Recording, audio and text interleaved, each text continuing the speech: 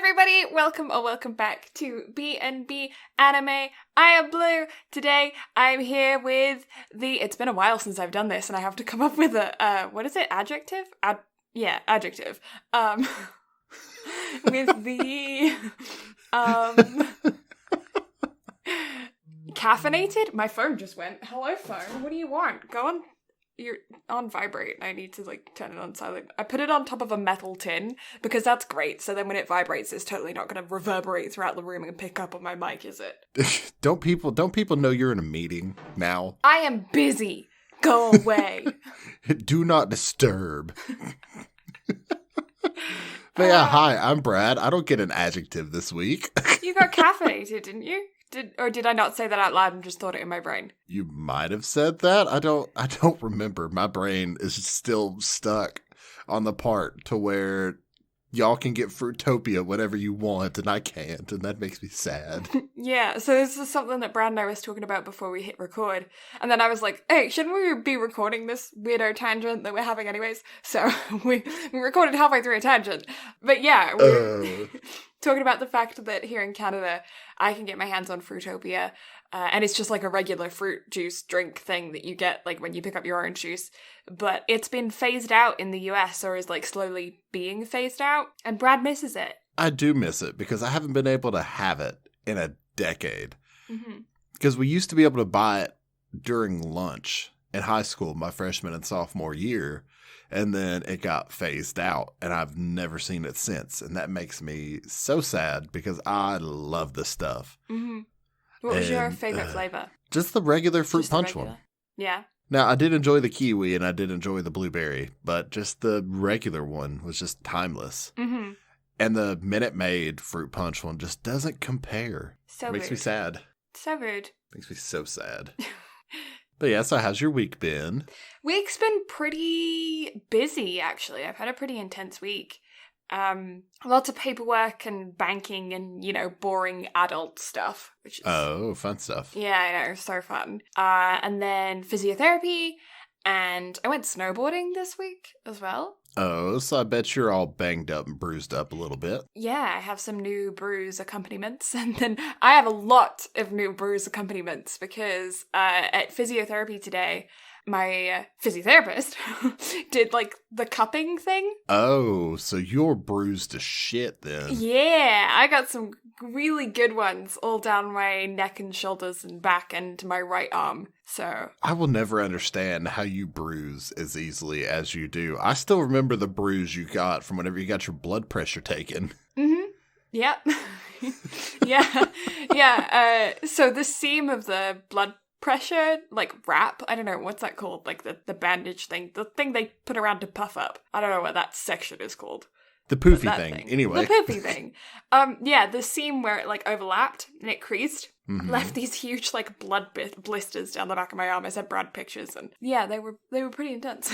Yeah, so Blue is very fragile. There's a reason on her Twitch stream we had to make a special command of just wrapping her in bubble wrap. Because that's what's necessary here. Yeah. But I don't know why I bruise so easily. I guess I have really I'm very pale, so I think that helps. But yeah, I don't know. The rest of my family bruise as easy as I do. I just have more easily damaged tissue than everyone else. I get scars really easy, and yeah, I bruise super easy. You are small bean. I am small bean. Yeah, no, but it's probably a symptom of something to do with my hypermobility. Maybe. Yeah. Because if what had happened to me had happened to you, then I could only imagine, because I absolutely destroyed my fingers the other day. Oh. So I was walking out of the barn to get more firewood, and whenever I say I slammed, I mean I slammed the door on my fingers. I've done that. Yeah. Yeah, it's no fun. And your experience with that was worse than mine, if I remember correctly. Yeah, this is a story. So when I was I don't know, I must have been 9, I guess. I had gone around a friend's house and I went on their trampoline, and I'd never been on a trampoline before. And I fell over funny, and I just bent my fingers back in a weird way. And so it was like a few days later and it was still hurting me. So my mum was like, well, we'll just take you to your GP and we'll just get them to have a look at them and see if we need to strap them for a little bit or whatever. Because it was like, at the time I was like really into, I think I was on my rock climbing phase at the time, so I needed my hands. I can't remember if it was rugby or rock climbing. Either way, it was I was doing a sport and I needed my hands. And so my mum was like, we'll just take you to your GP and see if there's anything we can do. And so I was getting out of the car in front of the hospital and I slam the car door and it shuts on my thumb and the nail goes black immediately. And I'm screaming. I'm 9. It's very painful. And so my mum rushes me into the emergency room section as opposed to into like go see my GP where I was supposed to go. And the emergency room doctor was like, we have to drill a hole through the nail to relieve the blood pressure that is underneath the nail because there's like a buildup of blood and that's going to hurt a lot more if we don't relieve that pressure. So he like had a couple nurses like hold down my flailing arm because I'm in pain and I don't want them to get like... The thing about it is that you think like in medicine when they have like a medical drill, it's going to look like some fancy, pristine... like medical thing. No, it's a freaking drill. It's just a drill. I was gonna say, I'm assuming that there's actual no such thing, and it's like they went down to Home Depot and got a drill with a really sharp point, and they're like, all right, hold still. Honestly, pretty much. Like, it's what it looks like. Is they're really like, I don't know, it feels very archaic. I know they're like trained to use them in very different ways, and I'm sure there are differences between them and Home Depot drills, but they look like Home Depot drills. And so I thought this dude that I'd never met before because he wasn't my regular doctor was just gonna frickin' drill a hole through my thumb. And he did. Well, not through my thumb, but through the nail. Worst part about it was that there was no buildup of blood on the underside of my nail. It had just bruised because I bruise so easy, but it looked like, because I bruise so easy, there was a huge buildup of blood underneath the nail, and that's what was causing me so much pain. But it didn't. It was just severe bruising, and my skin is so translucent that the buildup of blood was actually in my thumb and not under the nail. Mm-hmm. And so when he drilled a hole through my nail, it did nothing. So he just drilled a hole through my nail for no reason, in my mind. I mean, obviously he had a reason as a doctor, but in my child mind, I'm like, why the hell did you do that? It did nothing. And then I got in trouble for it when I went back to school. Did I tell you that part of the story? Yes, you did. Yeah. About how you just so happened to go to school the next day and y'all were using markers and your marker ran out of ink and your teacher snapped at you. Yeah, she was like, well, if you didn't color in your fingernails, then it wouldn't, you wouldn't have ran out of ink. And I'm like, but I didn't. My nail is just black because I slammed it in the car door. And the instant regret. Oh, yeah, she felt so bad about it. Like, now as an adult, I look back on it and I'm like, oh my god, I would feel really bad too. But yeah, at the time I was like, you're so mean to me. Oh, that's so bad. And yet, at the same time, I'm sure looking back on it, it's hilarious. Oh my god, yeah, like how clumsy can you get? You're outside of a hospital because you sprained your fingers and you shove your thumb in the car door. Like... I mean, not only that, but I feel like that's another way that you and I are so similar in that what better way to decide to damage yourself further than in the fucking parking lot of the hospital? Yeah. Like, why not? Yeah, right? Just like, I'm not injured enough to go to the hospital yet. I need to increase this. Yeah, let me just do further damage really quick. Yeah. Why not? Yeah. I didn't ever see a doctor about my sprained fingers. They healed on their own, so that's good, because I think we forgot about them.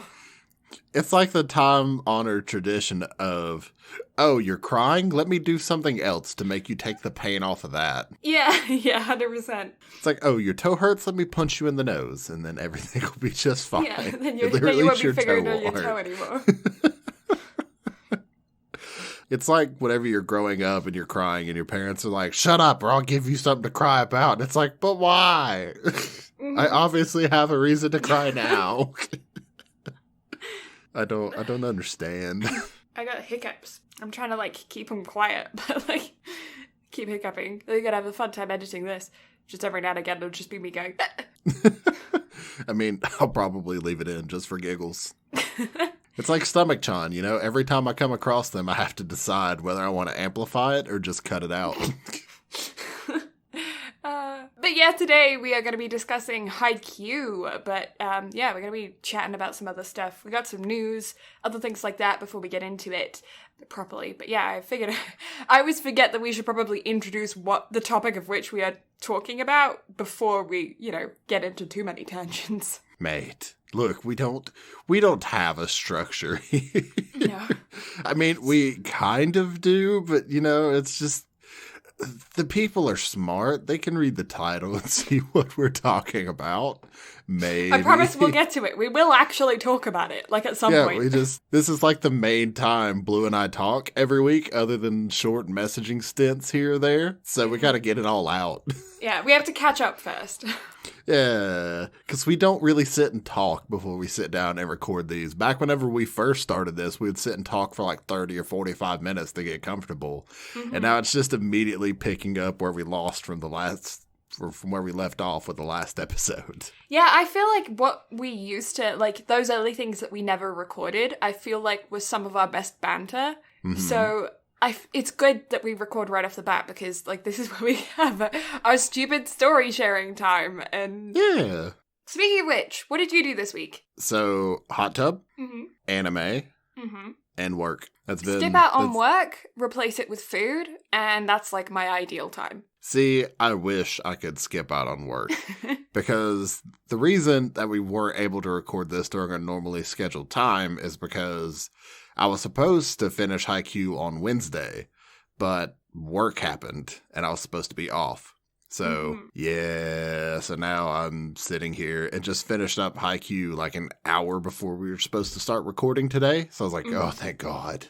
Mm-hmm. Whereas I'm 10 episodes into the second season. Yeah, which, if y'all haven't guessed already, we're going to do season 2 next week.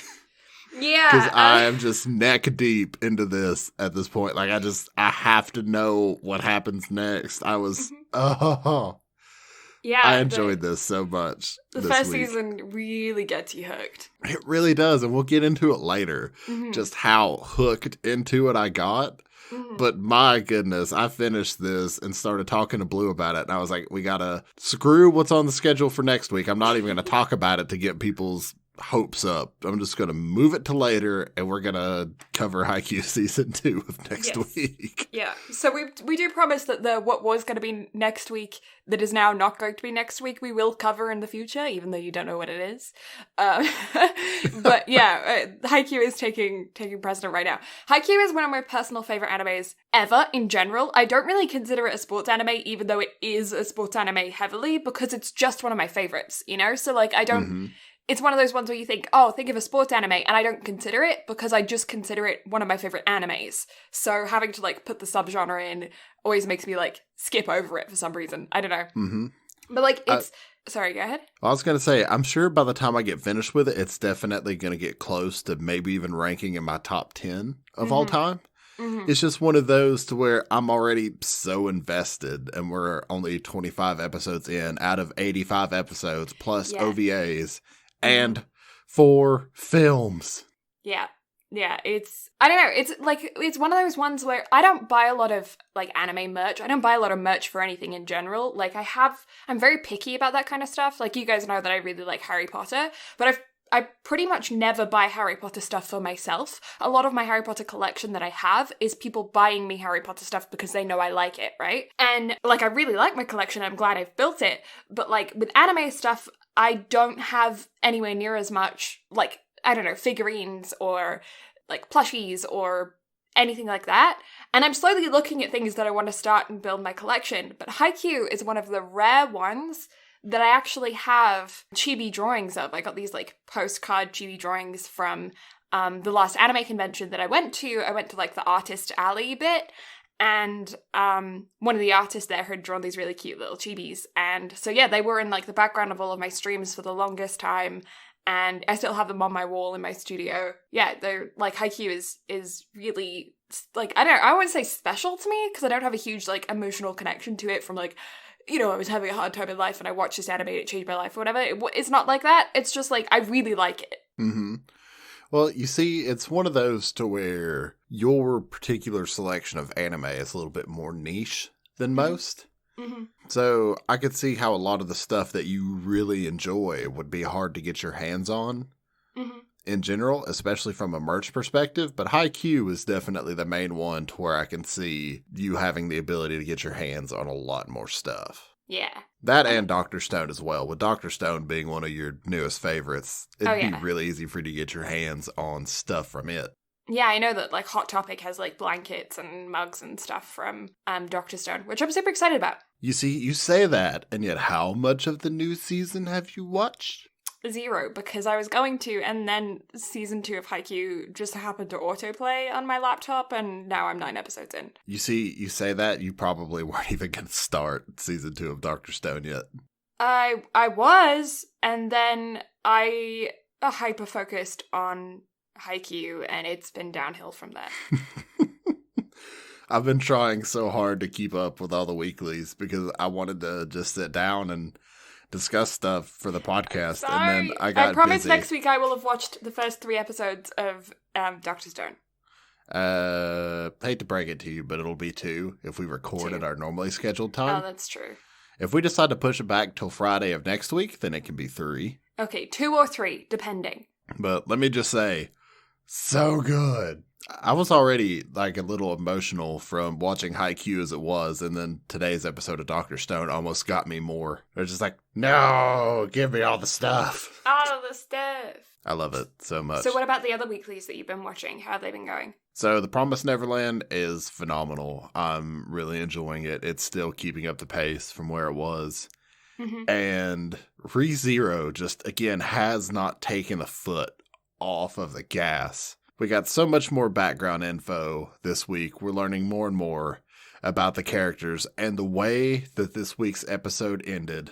I can't even tell you what I want to tell you because you will piece it together. Because what I would say wouldn't spoil anything, but if you're familiar with the last episode that we did, and if I say what I want to say, you can piece it together very easily. But I've been talking to Sync about it a lot, and we have come to an agreement on it. Okay. But I cannot wait for more episodes. I want to see how the season's going to end, and I need it now. I cannot wait until later. Just so many good weeklies. So many good weeklies. So many good, like, just in general, so much good content is coming out right now. I want to know the news. So, first piece of news. Demon Slayer is officially available on Netflix now. Ooh. The only reason I'm bringing this up in news is because for anyone who hasn't watched it because they don't have access to anime sites outside of, like, Netflix and Hulu, now's your chance to watch it. Just please, for the love of all that is holy, watch it subbed. I hate the dub with a passion. I have never actually looked at the dub, so wouldn't know. I will send you a clip after this if you want your brain to be fried, especially because a lot of the other casting isn't bad. It doesn't really suit the characters that much, but it's not terrible. But Inosuke, poor, sweet, innocent, absolutely batshit crazy Inosuke. It was not a good casting choice. Oh no. Not a good casting choice. I don't know who they could have picked to make it better, but that was not it. I'm very curious now. Yeah, I will send you a clip and you will understand my pain and frustration. But it's exciting that a wider audience outside of Japan is going to be able to experience Demon Slayer now because they're heavily pushing it too. Yeah, I feel like Netflix is really, really, really trying to jump on the anime, like, train. And, I mean, I'm all for it. I feel like Netflix is a huge contender in just, like, media in general right now. So, you know, I don't necessarily want to give them more things that they can use to kind of create a monopoly on everything, but I'm glad they have some competitors themselves.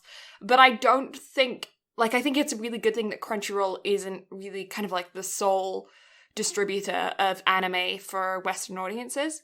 And the more that, like, Hulu and Netflix and, you know, Funimation and all of these kinds of companies really start becoming more mainstream, I think it's going to be a really good thing. Because, like, I don't really see them advertising anime like Crunchyroll has done, you know? Because, like, back in, like, I feel like in, like, 2012 YouTube, like, prime money-making YouTube, Crunchyroll was, like, sponsoring YouTubers. Yeah, and I still think Crunchyroll does. I think it just depends on the YouTuber, because not a lot of gaming creators are getting those kind of sponsors anymore. Yeah. Whereas But before it was like anime and gaming were one and the same. Now they're kind of like two separate entities. But I know food channels, like I watch a creator called Binging with Babish. And Crunchyroll sponsors some of his stuff every now and then, and he'll do anime-inspired dishes. Like he's done the Naruto ramen and some Ghibli dumplings and whatnot. That makes so I think me it just depends on the style. Yeah, it makes me wonder if what's her name? Rosanna Pansino, is that it? Nerdy Nummies. If she gets Crunchyroll sponsors. Maybe. I haven't watched any of her stuff in a long time. Me either. I don't have much more news other than just second season announcements and sequel announcements. Cool. Seven Deadly Sins getting a new sequel film this summer. Also, My Next Life as a Villainess Season 2 trailer has dropped and has unveiled that it's going to release in July. Okay, cool. Haikyuu! Haikyuu! Did you check about the Sailor Moon thing to see if it overtook whatever it was in the box office? So Demon Slayer is back at number 1 and Gintama has fallen to number 2. Sailor Moon has not overtaken anything else. Okay, interesting. Cool. So, yeah, Demon Slayer's back on top. Yeah, baby!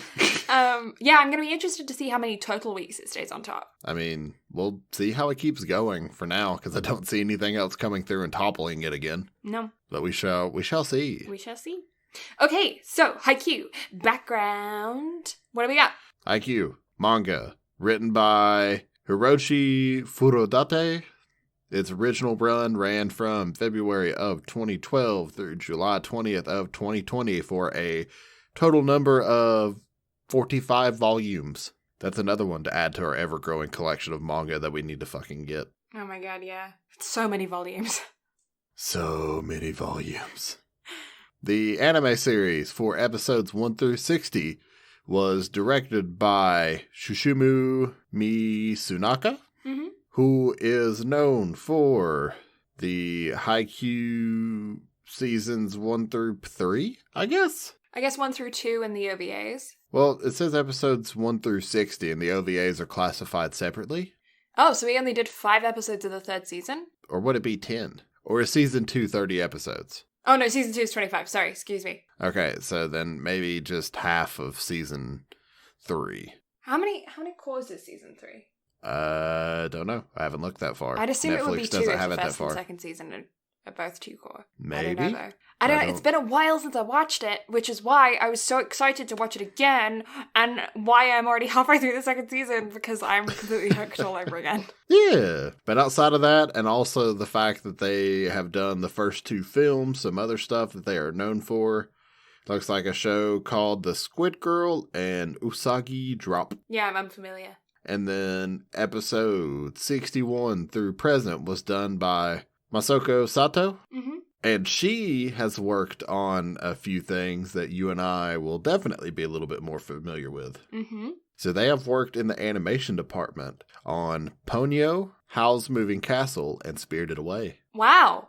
That's some big names under a belt. Yeah, so having done work for Studio Ghibli and then coming in to do that, that's pretty incredible. That is. I'm excited to see now that I know that, if I can spot the difference. I mean, maybe? Maybe? I guess we'll see. We'll see. Maybe the art style carried over into some of the directing for the later show, but we'll see. Yeah, especially because Haikyuu has a very unique art style in the way that they do faces and head shapes. We'll get into that. I'm curious as to your opinion on what you think, of the art style. Because I did warn you, I did preface that Haikyuu, I think, has a pretty unique art style. No. Kuroko has a pretty unique art style. This one is... Kuroko I hated because of that shading, and the fact that this show has very similar taste in shading pissed me off. But they don't do it as much, so I kind of forgive it. I found the Haikyuu was one of the reason why I got so hooked on Haikyuu the first time I watched it was because of the facial expressions, because they make me laugh so much.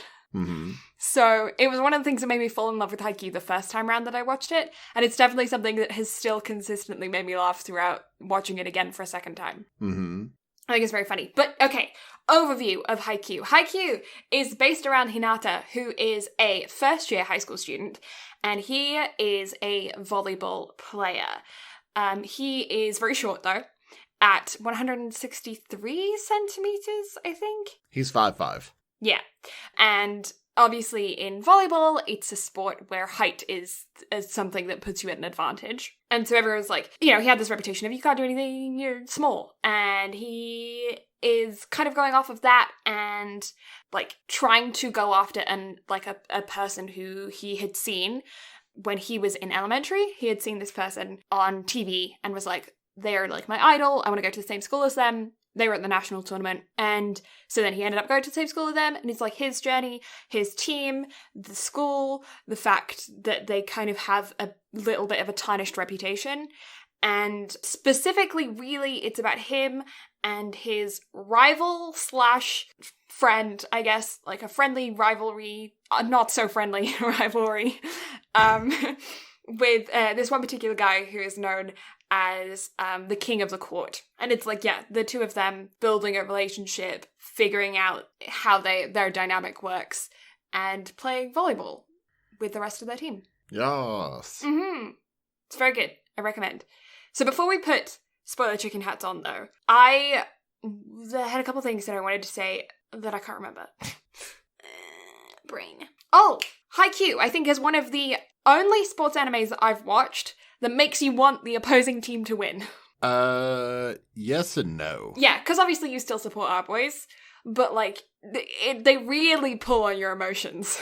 Oh yeah, especially that last tournament for season 1. Mm-hmm. I felt for the other team. Yeah.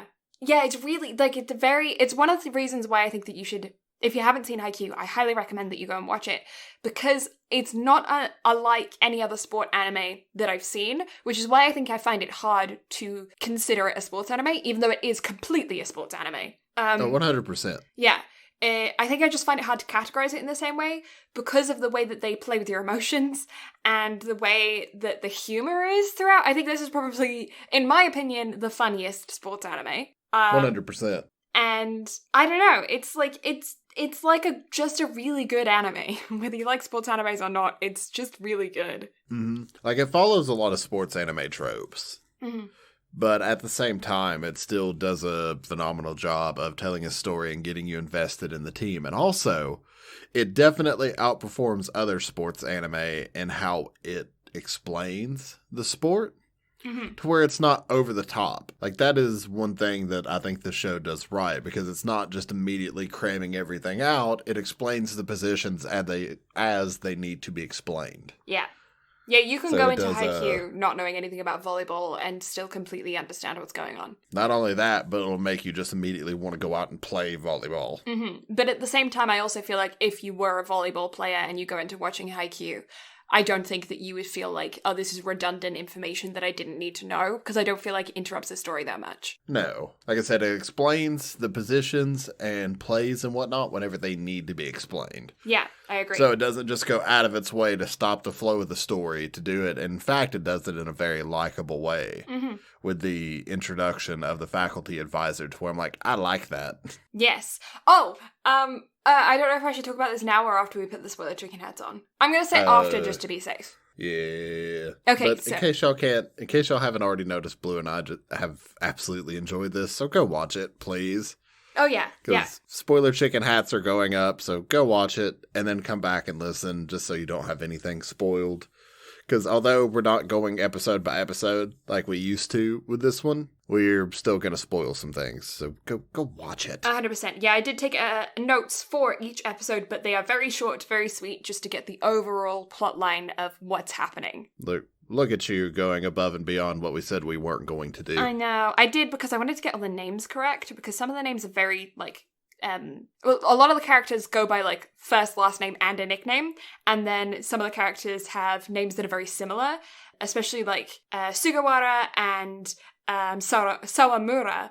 Sawamura is the captain, Sugawara is the third-year setter, And those two, I was like, okay, I need to make sure I have these right in my brain. So I'm 99% certain that you watched the sub version of this, correct? Oh, yeah. So the last team that they played, did they keep swapping the name of the team for it as well? In what way? So in sometimes they would refer to him as like Alba Josai. Yeah. And then they had a name that started with an S for them as well. Huh. I didn't notice that. I only noticed the Alba Josai, but I wasn't paying attention, so. Because they called it both in the dub. And it really confused me because I'm like, what? Why the fuck? They're talking about the same team. So why do they just continue to use both names? Like, find one and stick with it. But it's fine. Yeah, that makes me curious. I'll have to go back and check that. Okay, spoiler chicken hats on. So what I was going to say, before I was like, double checking if it's a spoiler. This is one of the first sports animes, first and only sports animes, where the manager only does things that a high school student is able to do, and therefore it seems like she's doing nothing the whole time. Yeah. Like, she really seems like such a useless character. But, like, the thing about it is that if you went to high school, you wouldn't be able to do all of this stuff that all of the other managers do.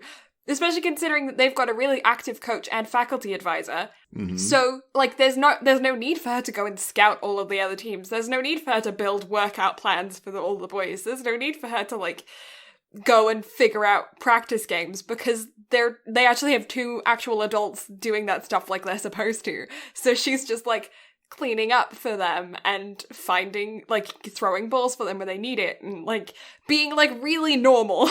Yeah, like being a manager. Yeah, and so it seems like she's doing nothing the whole series, and that makes me laugh so much. And yet, I like how much skill she actually has, because you see in the snippets in between the things of, like, her managing to just absolutely knock the shit out of the ball into a water bottle on the complete opposite side of the court. Mm-hmm, mm-hmm. It's like, why? Why are you doing this? Yeah. Yeah, I just, that really amused me, that I was, because the first time I watched it, I was like, oh my god, she's so useless. It was only this time watching it through that I realised why she was useless, and that's not because she's useless, it's because all other managers and all other sports animes are, like, on steroids or something. Well, you see, it's one of those things where I didn't even notice her as useless. I was just like, oh, she's a manager, actually being a manager. Yeah, yeah. Like, this is weird, comparatively. Yeah, she's not a freaking extraterrestrial being. I don't know. Like, if this were any other anime, she'd have been out on the court playing with the guys. Yeah. She would be able to, what is it, in Kuroko, she'd be able to see their stats via their muscles when they take off their shirts. Yes.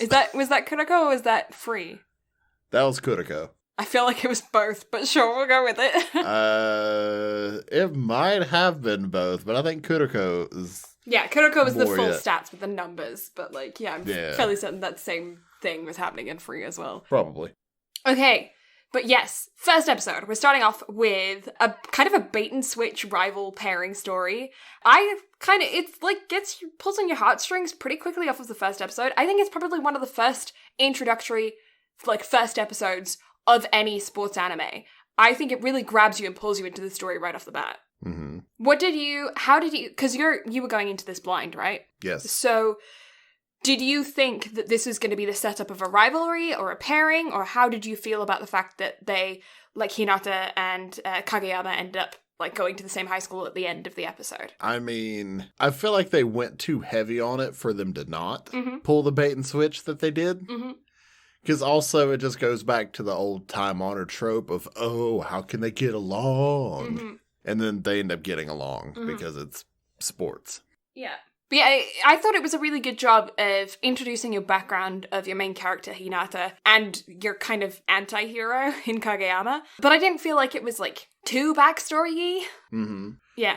It just does a good job of getting you invested off the bat. Yeah, emotionally as well, which is good. And then the humor really kind of picks up more in the second episode with the wig loss of the VP. And this is the beginnings of Kageyama and Hinata's dynamic properly. Not to mention Tanaka-senpai's intimidation tactics that always makes me laugh, that he's trying to freak everyone out. And then the captain's also the secret scary side of the captain. So that kind of like all really picks up within the second episode. Mm-hmm. You know, honestly, I can see your notes on this episode, and they're just saying, "It's a toupee! It's a toupee!" It's like, how did you not notice? Everyone else noticed during the assembly. And the way it lands on Tanaka as well. I love it. Oh god, that made me laugh so much. And him just being like, I'm not gonna yell at you, you're not told off, you're not in trouble, so long as nobody else knows about this. And then, like, throughout the rest of the season, everyone just knows. But yeah, in episode 3, the bond between the team and the two of them are starting to form. Hinata is improving, and the other two first years are introduced as rivals as well. So basically, because Hinata is like, he went to a school where there wasn't a volleyball team except for him, he never got to train with anybody, but he has this insane athletic ability and love of volleyball. So he just has like this natural talent that was kind of left raw up until the first year of high school. And Kageyama is like a genius and is known as like is being able to do, you know, kind of whatever he wants because of his ability. Like, he can do things that other people can't. And because Hinata's got this like physical ability, Kageyama's got this like mental and physical ability, the two of them end up working together really well. But yeah, then we get introduced to our two other first years. The match so then they decide that they're going to do a match against two other first years, Kageyama and Hinata, and they're going to fight against them so that Hinata and Kageyama can be part of the team, because they were like arguing, and so the captain was like, you're not allowed to be part of the team until you know about teamwork, and then they have to have this game. But this is like the first time where we really get to see the toss between Kageyama and Hinata, and the toss spike combo, and this is where we really start to see them as like an active pair, because up until this point, we'd seen them as rivals, we'd seen them as like frenemies, then we'd seen them as like partnership, but this is where we really get to see them like working together and it working well. Yeah, it sets them up for some killer shots, so that's cool. At this point what were your thoughts? I was just invested because I just wanted to see where it was going to go and how much they were going to have their ass handed to them to see how they could grow from it. Because again, sports anime have a habit of falling into the same pattern of win-loss records and everything else, but at the same time, this show just kind of took no prisoners, so I wanted to see where they were going to go with it. Yeah, because you need to have that loss to be able to have that redemption arc. And to be able to have your characters evolve, you know? Because if they keep winning all the time, then they are going to get stagnant. And I think that's the same as, like, not just in sports animes, I feel like you see that in, like, Dragon Ball and Naruto and, you know, like other animes where you have a protagonist that is special in some way. They have to experience defeat to be able to get over a either emotional or physical hurdle. Agreed. It's just more obvious, I feel like, in sports animes because you have a set enemy within a time limit and, you know, it's a sport. But yeah, so they end up in episode 5 setting up a practice match against one of the prefecture's top 4 schools.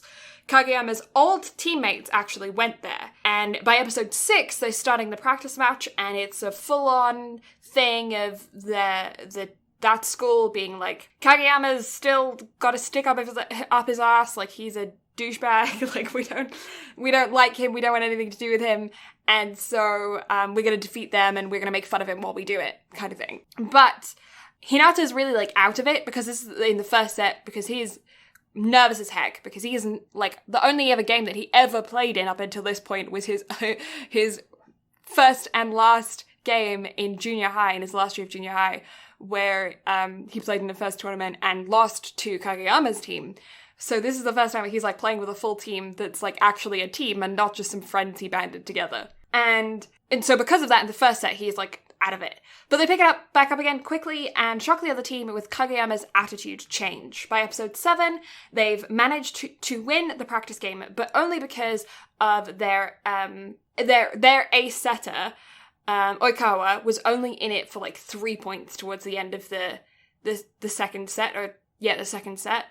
And so, because he was like out because of an ankle injury or something, and then he only, by the time he warmed up and like was approved to go in, it was only like the very end. And so the opposing team wasn't at full strength at all.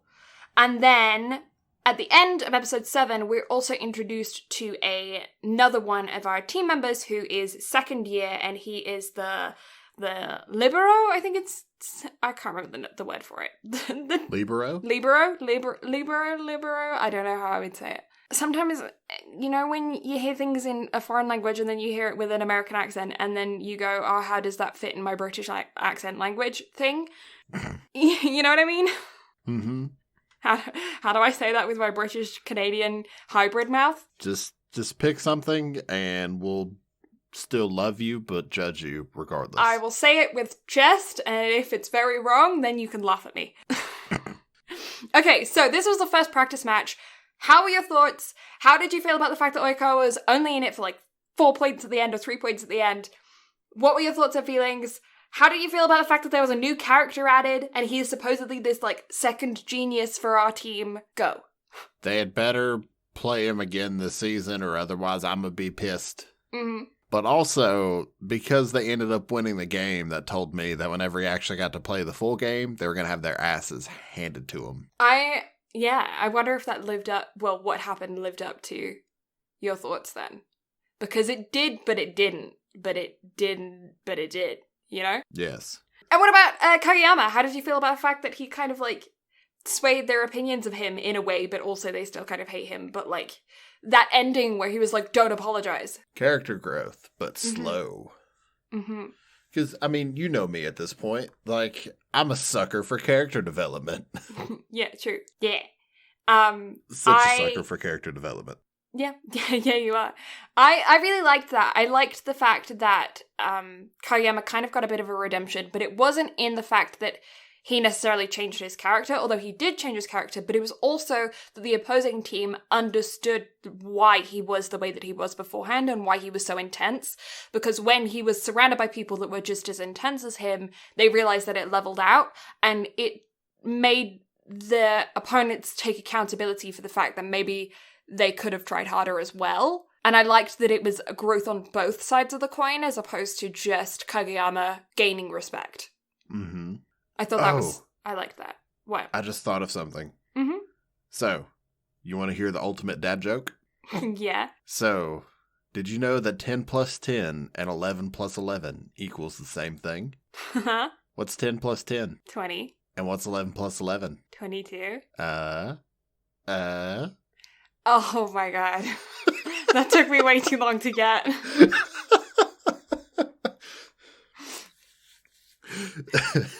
That took me way too long to get. What's a pirate's favorite letter? R. I know that one. Nah, you see, you would think that, but for some reason, they always get lost at sea. Oh, that's funny. I like that. But also kind of sad. I don't want them to be lost at sea. There's your friendly neighborhood interruptions for the podcast. I don't know why those randomly popped in my brain, but I was like, dad joke time. Dad joke. I appreciate dad jokes. And now back to your regularly scheduled program. Episode 10. Right? 8. Oh. Whoops. Pay attention. I am paying attention. I just don't keep track. I binged this so quickly, I didn't pay attention to which episode was what. I can just give you a running timeline of what happened through the whole season. But anyways, so we've been introduced to Nishinoya, who is the libero, and now we are going to be introduced again to another new character, Asahi, who is a third year, because Nishinoya will not practice and play in a practice game until Asahi is back playing as well. Teacher's advisor also starts seeking out a coach in their retired coach's grandson, because they had a coach, but the coach retired because he got sick, and then the grandson runs the corner shop, and he played volleyball with his granddad as his coach throughout high school and stuff, and he plays at the local adult team, and so their faculty advisor. Finally, we have just a good off from the start faculty advisor who supports these boys but knows nothing about volleyball. Faculty advisor is, in this case, almost best boy, to be honest. I could see that. Yeah, because he tries so hard to, get them practice games despite their bad reputation, tries them really hard to get a coach. To get funding, he was gonna, like, I don't know, like, yeah, he works hard. Yes, agreed. Appreciate faculty advisor. Also, best faculty advisor for a sports anime to date. Yeah, so far. Especially considering, what was All Out's faculty advisor? Yeah, that faculty advisor fucking sucked. Yeah, he needs a lesson. And so then by episode 9, Asahi is back in action with and the other senpais also start showing their worth as well. They start, we start to get to see, other people other than Hinata and Kageyama. We start seeing their strengths as well, which is cool. The coach also accepts his role for one game because he says that their rival, Neko, he wants to play them in a practice match because they were, the biggest rival between them for years and years and years and years and years, and so they were his rival when he was playing. But when their coach retired, Neko's coach didn't want to continue with the practice games because the rivalry was between the coaches as opposed to more between the teams. But because he's the grandson, they have the same name, and he was part of the team when they were part of their, big war and, the height of their rivalry, they managed to agree to a practice game. He's like, I'll only do it for this one game. Lies. So much lies. So much lies. Now we're in episode 10. We're all caught up.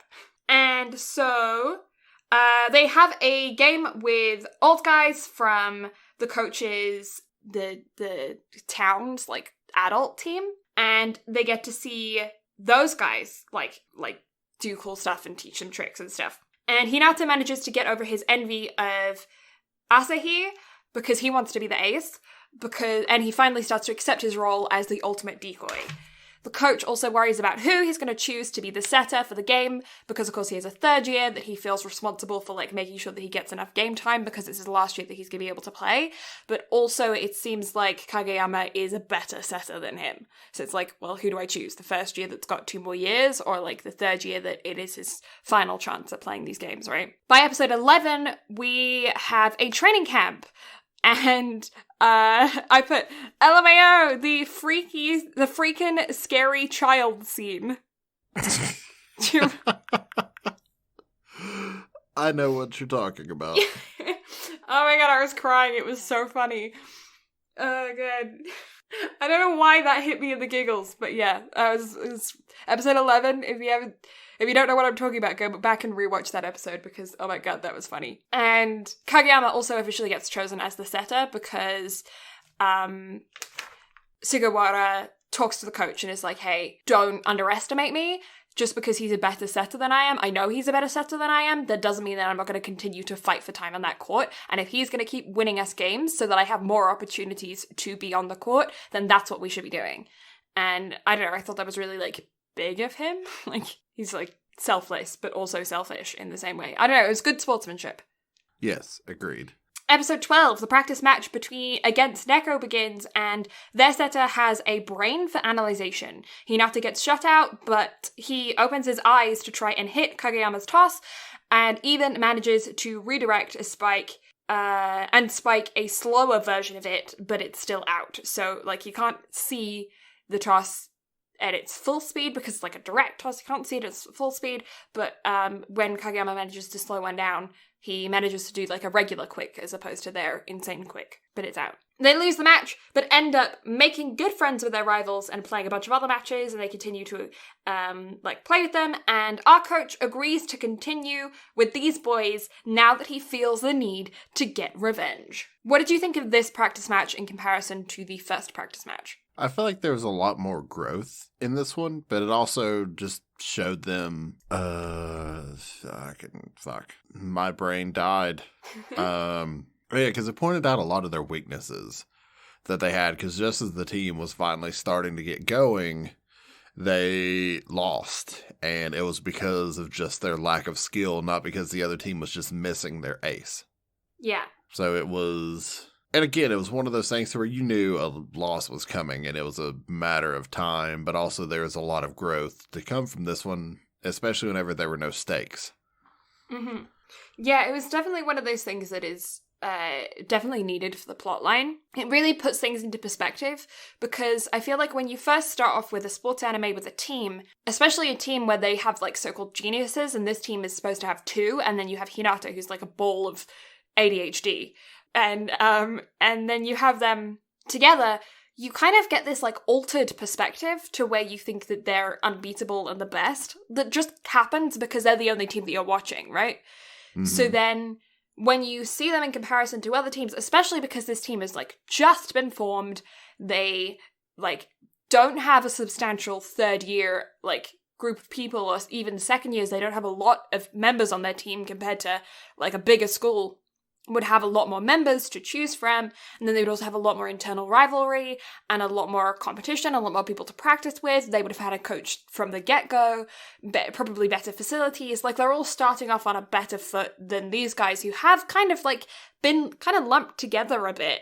So even though they're really good individually and, you know, they have these really skillful people, two of their most skillful people, well, three of their most skillful people are first years, and so they don't have the same experience as the second and third years. Hinata barely has any experience.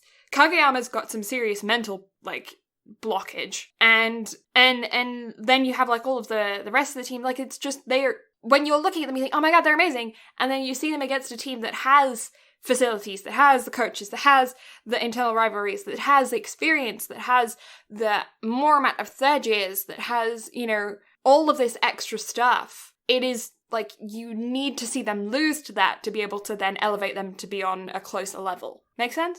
Yes. Yeah, I feel like I ramble and then I kind of lose the plot halfway through. No, you're fine. Okay, good.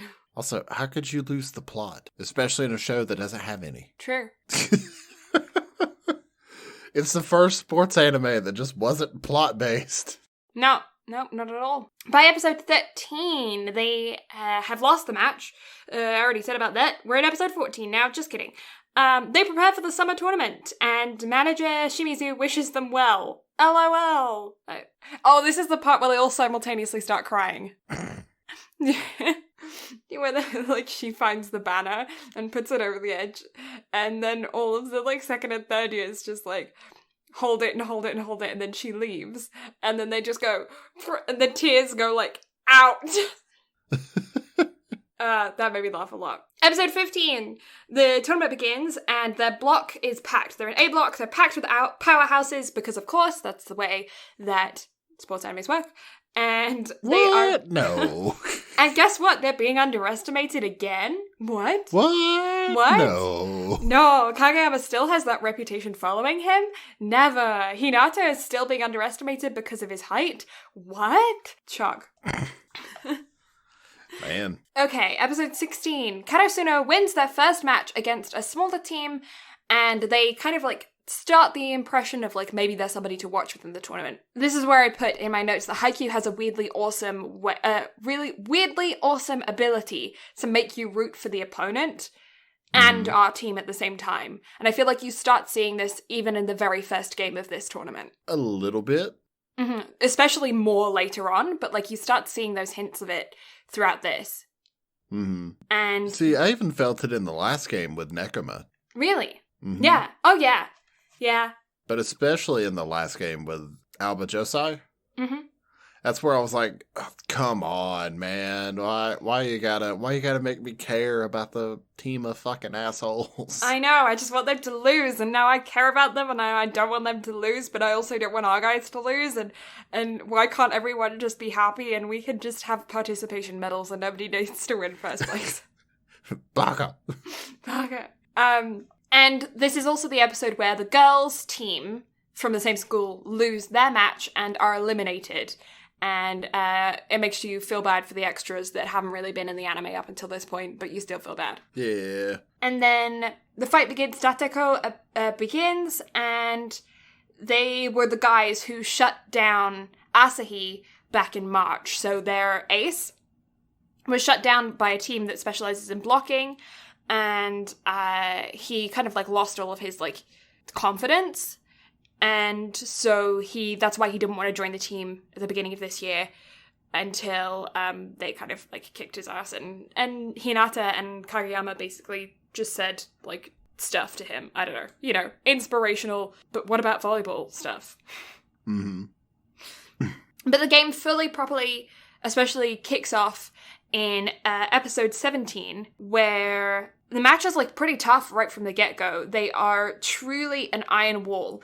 Hinata's decoy works well, though, as his quick kind of deroutes them from our ace and, like, distracts them from him, which is what his job is, to be the ultimate decoy. And right off the bat, you can tell that this is going to be a very interesting game, and you're, like, it's very exciting to watch. Agreed. And again, anything that can cause character growth, I'm immediately hooked on. Mm-hmm. But especially if it's not for just our main character, the fact that the team's ace that really hasn't been around a whole lot up to this point is the one that's finally getting it. I was like, yes, please. Mm-hmm. Yeah, 100%. I will say throughout, that's a theme that continues throughout the anime. As far as I've watched, I can't actually remember how far I got, but it's a theme that continues throughout the anime. I know in the second season, a lot of the other members of the team also get their own individual character progressions as well, so it's something to look forward to when you watch the second season. Mm-hmm. In episode 18, though, it comes down to the wire in the second set as Hinata's Quick's effectiveness starts to wear off as they kind of get used to it and like, they figure out a way around it. And Asahi manages to get his moment, though, and the team wins! Yay! Yatta! Yatta! This kind of, in a way, feels like the first win for the team, because although they did win, like, practice games and they won the first game of the tournament, this one was, like, the first real challenge for them, where they had something on the line. Mm-hmm. As opposed to, like, the practice games before where they won or lost. But, like, yeah, they didn't have... there was nothing riding on it. I don't know. They actually had to work for this one. Yeah, this one felt really important. They had all their starters out there. There was no excuse mm-hmm. for the other team to have lost other than they just weren't as good. Yeah. And especially considering that the team that they were facing had a really good reputation and had previously beat them, it felt really important, this win. Mm-hmm. Agreed. In episode 19, we start the second day of the tournament with our team versus Aoba Josai again, but this time Oikawa is, like, in it from the very beginning. And he is challenging specifically, he's focusing on Kageyama, who's his kohai, for 2 years. So they were in middle school together for 1 year when Kageyama was in his first year. And he's, like, kind of specifically pinpoint targeting him because they're the same position, they went to the same school. But Kageyama is petty in this. And, like, Oikawa does a thing where he's, like, he's being sassy and is, like, drops the ball instead of tosses it and says something like, I'm going to do that again next time. And then the next set, Kageyama gets it and does the same thing and says the same thing back. He's petty. It made me laugh. I enjoyed that. It's so petty. Yeah. And yet I was like, that's the most Kageyama thing mm-hmm. that could have happened there. Mm-hmm. And this is also where, as the show progresses, I could see each game taking a longer and longer amount of time. Yes. Because this game lasted for 6 episodes, so it's the longest game in any sports anime that we've watched to date. Yeah, yeah. And the previous game started, I think, in episode 16 and in episode 18. So even that one was 3. Mm-hmm. Even though, like, 16 wasn't a full episode. But yeah, this is... We're starting to see it taking up a lot more time now. Mm-hmm. In episode 20, though, it's basically Oikawa versus Kageyama, and Kageyama is way stuck in his head. He is, like, fixated on the fight between them and kind of forgets that he's surrounded by team members, because that's the way that he used to play volleyball before, when he was determined to be, like, the dictator king. And it's, like, hard for him, because it's only been 2 months since that was him, you know? So, like, it's hard to get that practice out of his head. Yeah. But then Josai ends up taking the first set, and Kageyama is benched. So then the third year setter, Sugawara, helps him see the strength of all of the other spikers in the team. So he's not just focusing solely on Hinata as well, because Hinata's obviously the only one that can do that, like, super quick or whatever. So he kind of forgets about the rest of the team a bit and is taking all that responsibility on himself. But Sugawara gets to have his moment. He gets to make some, like, get the team all back together again. He raises everyone's spirits. and he teaches Kageyama quite a bit from his playing. And soon Kageyama is subbed back in, because although Sugawara managed to turn all the tides and everything, he's still a pretty, like, I don't want to say basic setter. Like, he's good and he's well-rounded and he knows his team members, but he's nothing compared to Oikawa, who is, like, national level. Mm-hmm. And so he manages to turn the tide, though. And Kageyama is subbed back in towards the end of the second set, and with a close score and a clear head. In episode 22, with some good behavior from Kageyama and some background on Oikawa, our boys managed to take the second set, and at the same time, they also fire up Josai, though. So our opponents are... Ow, I just hit my elbow. Wrapping the bubble wrap. The bubble wrap. See, this is the thing that we were talking about earlier with all those bruises I get. Just added another one. Just added another one. But yeah, at the same time as, like, them managing to take the second set, they actually also inspire and fire up their opponents, which is not necessarily a good thing. Mm-hmm. In episode 23, dude, the third set gets intense. I have in capital letters. You think? You think? So, they sub in the fourth first year as a pinch server to turn the momentum as things are super tied up. He misses, but the team is able to kind of get rallied together. I think it was one of those things of like, we'll give you an opportunity to serve again, because although he didn't manage to make it, they were like, well, we know he tried his best and we want to be able to give him the opportunity to try again, because like he was a pinch server and he wasn't expecting to be put in. And shit gets real when Kageyama pulls off a one-handed toss to Hinata and ends at the end with 24 points to them and 24 points to their opponent. In the third set, you have to get 25 points normally to win, but now they're in like a deuce situation, so it's the first person to get 2 points ahead wins the third set and thus the game. In episode 24, with the deuce going back and forth, but the game, until the game is in its 30s for points, the momentum gets turned into Josai's favor, and in the end, Oikawa manages to read Kageyama, and they lose the match. Sad face. And then there's eating and crying noises. I shed a tear. Yeah. Over episode 24. Mm-hmm. Whenever they're all sitting at the table crying, I was like, why is this clear liquid running down my face during a sports anime? This is bullshit. It was such a good game, and the way that they did it to where you felt so much for both sides, for both teams, it was so hard to watch and uncomfortable. It was uncomfortable to watch, although, like, you couldn't not watch. You wanted to watch. But it was uncomfortable because you were like, I don't want to see anybody get upset. I don't want to... Whoever wins here, somebody's going to get hurt, and that sucks. Yeah, because it just...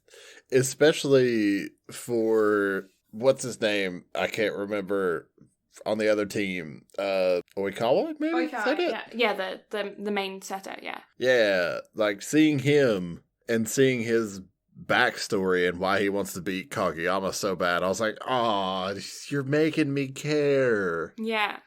He's such a fucking sadistic prick, and yet I kind of want him to win now. Damn it. Well, I think it's relatable, you know, the fact that... Oh, it is. That he was, like, naturally pretty good, and then all of a sudden he was being chased by this genius who was 2 years his junior, and he could see that this genius was quickly catching up to him. I mean, it's terrifying. Mm-hmm. Yeah. So I really, really enjoyed the match, though. But it sucked. I did. But I enjoyed it. But it sucked. I did as well. It was such a good watch. Mm-hmm. And I actually really liked how they ended it on episode 24, so that then we have episode 25 to kind of recuperate and set up the next season. Mm-hmm. So, because it leaves you with questions, because obviously the third years, like, you're debating on whether or not they're going to continue playing because they have exams and stuff. Like, normally third years only compete in the first tournament of the year. They don't compete in the second tournament because they're going to be going into the workforce and they have, you know, entrance exams and all this crazy stuff. So in most sports animes, the third years don't compete in the second tournament. Mm-hmm. So in episode 25, as the tournament continues without Karasuno, our boys go back to school. And I thought that was also another thing that I really enjoyed about this episode, was that it must be so weird to have this life-changing thing happen and to just have to go back to school the next day. Yeah, and the fact that it showed on all of them as well, and they didn't just act like everything went back to normal. Yeah. That was good. Mm-hmm. But, like, everybody else doesn't care, you know? Mm-hmm. Like, their life isn't affected, but to these boys, like, their entire world just came crashing down the day before. I know, I thought it was really powerful, and it, like, gave perspective onto just, like, how small things are to some people compared to how big they are to others. Oh, agreed. 100%. And this is where our third years are also confronted with the idea of competing in the spring tournament, and the fact that, like, faculty advisors and, like, teachers and things are kind of getting on their case a little bit to not compete and to focus on exams. Mm-hmm. But they decide to do it anyways. They decide that they're going to compete, and they get the news as well that Josai lost in the finals. And so the team that they lost to lost. And that kind of sucks as well. It's like, well, we had such a hard time with them, and they lost. So how bad are we, you know? But, you know, the thing about it is, though, is that Alba did not lose by that much. No. They lost that set 25-23, so that other team is not that much better. No, yeah. And practice starts once again to end the season. They all start back up again. Yes. Yeah. So, overall thoughts, feelings, opinions, I want to know. 9. I'm with you. If the OPs and EDs had been better, it would have been a solid 9.5. Mm-hmm. But they were both largely forgettable. The ED animation on the second ED was good. Mm-hmm. But outside of that, they were largely forgettable.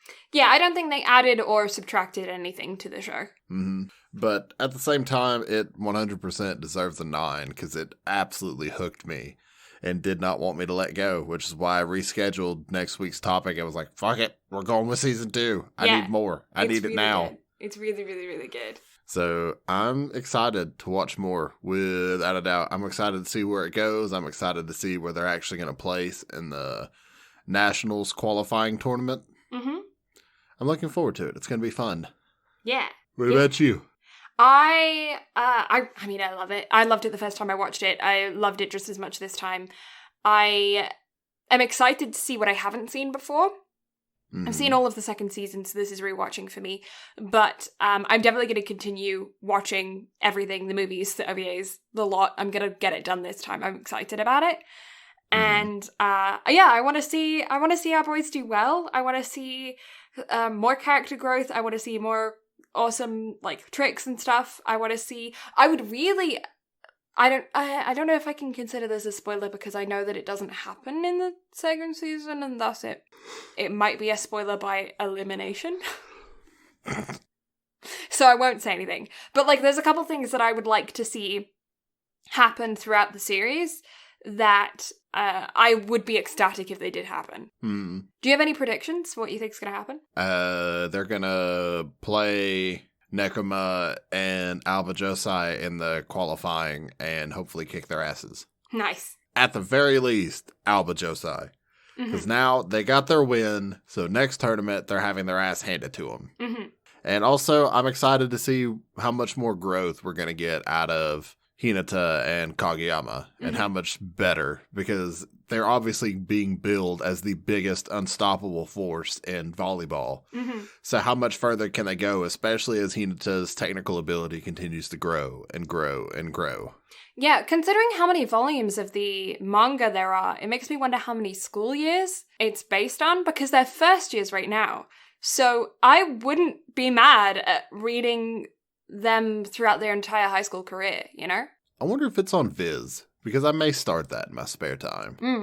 It makes me and really if you curious. Want to start it as well, you have my login, so feel free. Yeah. So, plugs?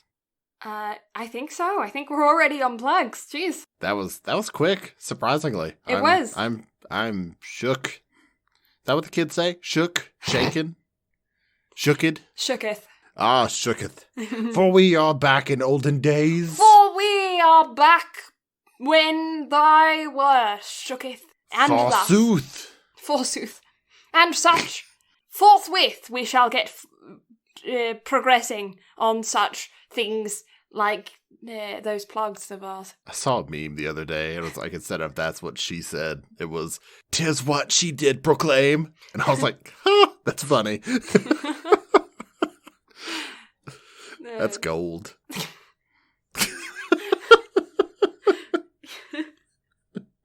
It's late. Yeah. Okay. So plugs? Plugs.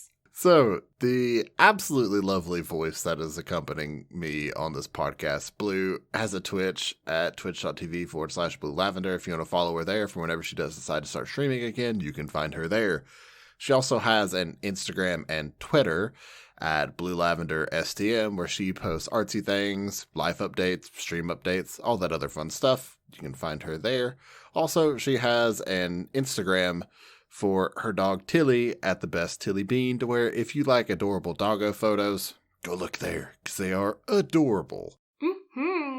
And I'm not the only person here. There's a Brad over there too. So if you like him, you can find him on Twitch at Brad Carter Gaming. He's also on Instagram at Brad Carter Gaming. He also has is running our Twitch and Instagram for BnB Anime at BnB Anime.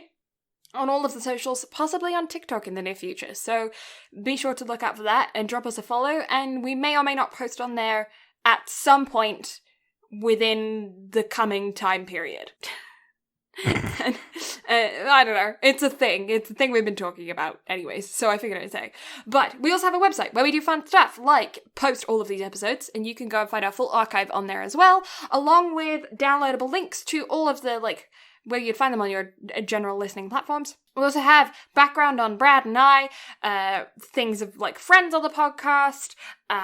We have our, artwork and stuff's posted on there. It's a good time. Go check out the website. We also have a YouTube channel where we post all of these episodes on YouTube with a comment section where we love to hear from you guys. Any questions that we ask throughout these episodes we would love to hear from you guys in those comment sections on the YouTube video, as well as hit us up on Twitter or Instagram or whatever. Shoot us in those DMs if you have any recommendations of things that we should cover in the future, or your opinions on what we said, because obviously we're just two nerds that don't actually know anything about anime or film production or anything at all. We just like to anime, and therefore we don't have any professional opinions. So if you have an actual professional opinion or another amateur opinion that you would like to share, feel free to let us know what that is, because we'd love to hear from you. So yeah, get that interaction going. We like that. Yeah. I think that's everything. Sweet. So, next week, Haikyuu Season 2, because we couldn't wait. So, look forward to that. But until then, we'll catch y'all next time. Bye-bye. Bye!